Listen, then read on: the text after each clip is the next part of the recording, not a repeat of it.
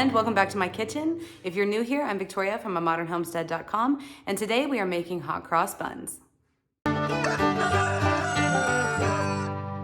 cross buns are traditionally served on Easter, and so that's coming up next week. I wanted to give you guys a recipe for Einkorn hot cross buns. Orthodox Easter is, of course, the week after, and so this recipe will be ready to go for your family. Essentially, it is a dinner roll with the addition of flavorings such as orange, cinnamon, nutmeg, ginger. It also typically has raisins or currants inside of the dough as well, and then it's topped with a pastry glaze. Today we are going to make them with einkorn flour, and I cannot wait to get started. Let's go. I'm using an electric mixer with a dough hook attachment.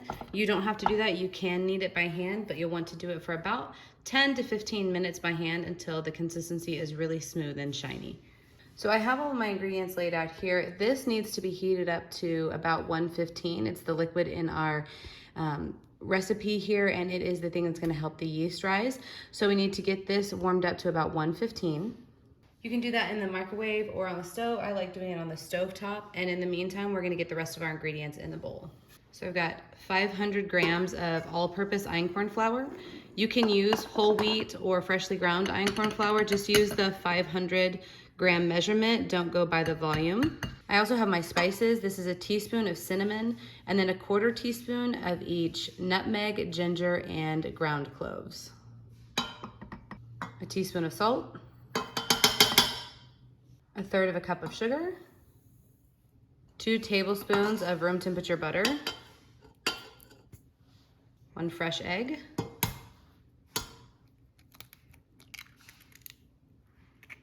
9 grams of instant yeast. Then I also have this cup of raisins that have been soaking in filtered water while I just prepped everything else. That will help them to be a lot more fluffy and moist during the baking process. So I'm just gonna strain these and put them in. You can use a 1/2 cup if you don't like as many raisins. You can use currants or any other dried fruit if you would like, but today we're using raisins.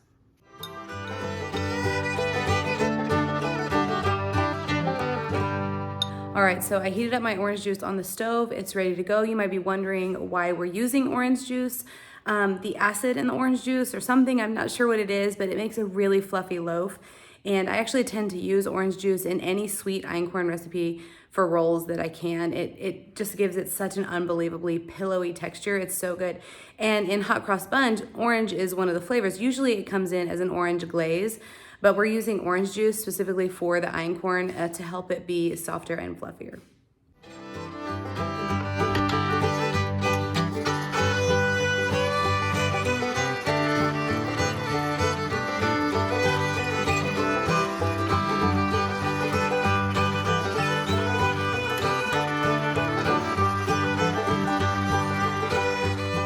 If you start having a situation like this where the flour just isn't getting to the mix, stop your mixer and kind of just fluff it in. Scrape down the sides. Make sure you're getting under as well, because sometimes the flour builds up in there depending on the type of mixer that you have.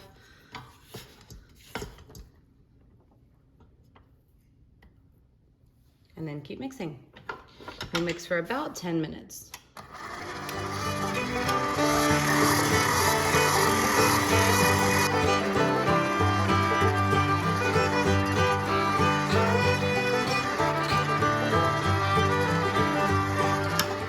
Okay, so we just finished mixing our dough. It is still really, really sticky, but that's okay. That's pretty normal with einkorn. I'm gonna go ahead and let it do a first rise.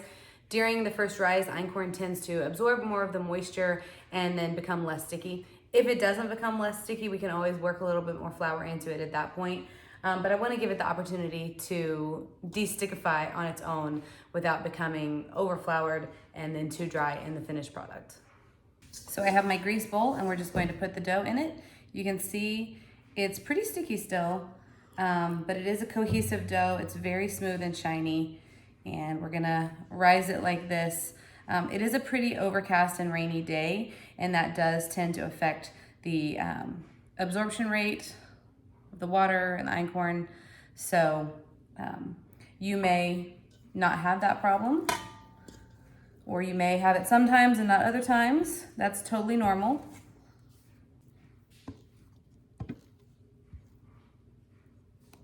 All right, so I'm just gonna cover this and rise it. If you're rising it in a really, really warm place, rise it for less time. If you're rising it in a cold place, rise it for more time. But usually here I do about 30 minutes. I've done up to 2 hours, even in the same house, and it's totally fine. So if you forget about it, it's not ruined, it's not overproofed, it'll be fine. This first rise will be great. So we're gonna do this for 30 minutes. You can adjust that based on the temperature of your kitchen if needed.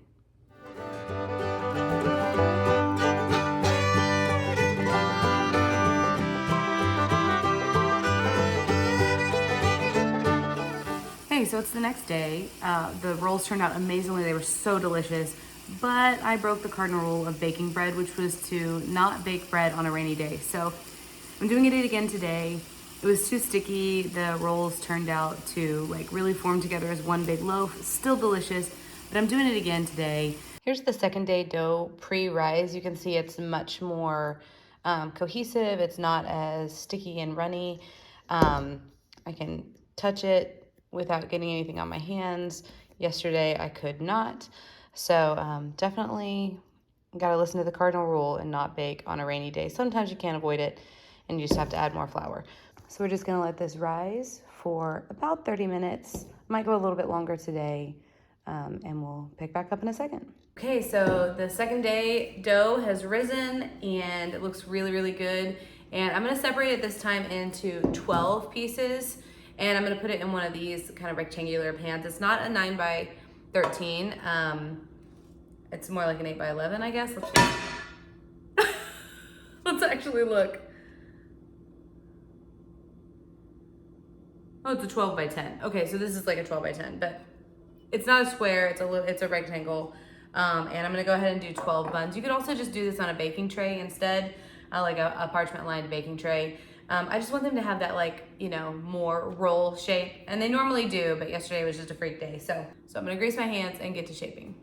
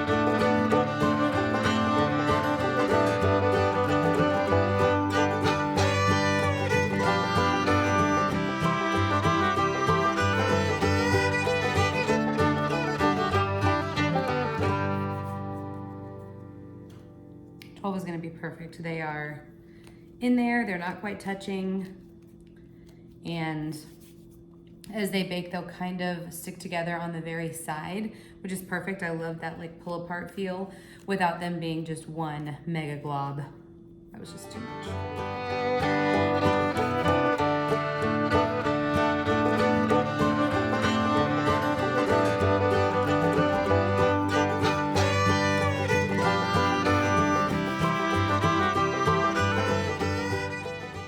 All right, so now we will do a second rise on these for about 30 minutes. So the rolls are finished rising and we're gonna put them in the oven at 350 for about 30 minutes or until golden brown, and the internal temperature is 185. All right, they're done and they look amazing. I'm just gonna put some butter on top to kind of soften the crust a little bit. And then we will make the glaze, the icing. Okay, our hot cross buns are completely cool, and now we're just gonna make the glaze that goes on top. So I'm just gonna use powdered sugar, vanilla, and a little bit of milk to make a really thick icing to go on the top, and then we're gonna form that cross that gives them their name, that hot cross bun title. And so then they'll be finished and ready to eat. I'm using a half a cup of powdered sugar, a splash of homemade vanilla, a dash of milk. We're gonna whisk this up. It's supposed to be very, very thick, so it may take some effort. And we can add extra Milk as needed. If you get too much milk in it, just add extra powdered sugar. The goal is to make an icing that can be piped and that will hold its form. I went ahead and doubled the recipe, just it doesn't look like it's gonna be enough.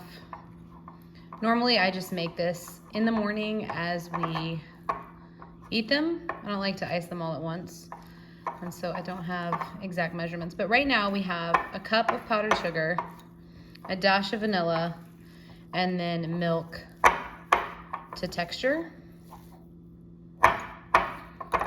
which I think is probably less than a teaspoon.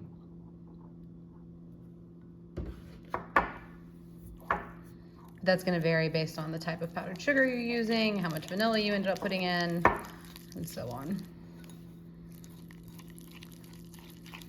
All right, so that is perfect. It's thick, but it is just smooth enough to flow nicely, and I can pipe this easily. So I'm going to use a piping bag, but if you don't have one, just use the corner, or just use a Ziploc bag and clip the corner off of it. Just make sure you use one that does not have gussets in it, that is just a flat Ziploc bag.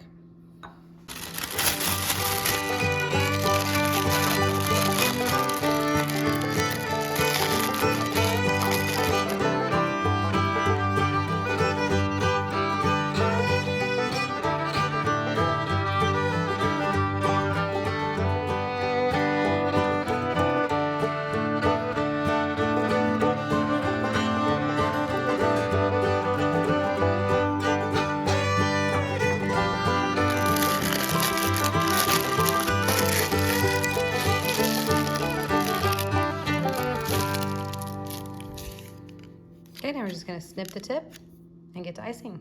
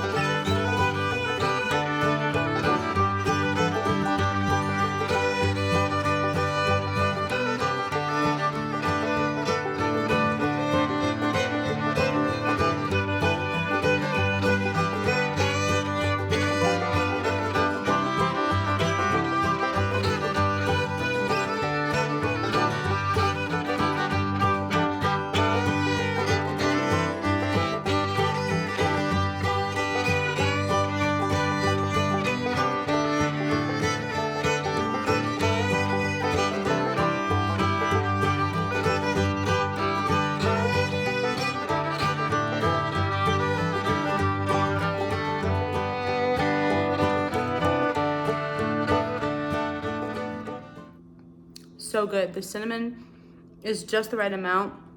You can taste the nutmeg and the ginger. The little bit of sweetness on the top really helps bring out the flavors. And then that orange juice in there just makes it so fluffy. So there you have it, hot cross buns made with einkorn flour. Super easy to make, doesn't take very much time at all. Perfect thing to make for your family for Easter this year. If you do try it, leave me a comment. I'd love to see how it turned out for you. Love to hear about it. And if you need the printable recipe, the recipe is on my website. The link is in the description below. And if you haven't already, please follow along, subscribe to our channel, like this video, share it with your friends, and we hope to see you next time.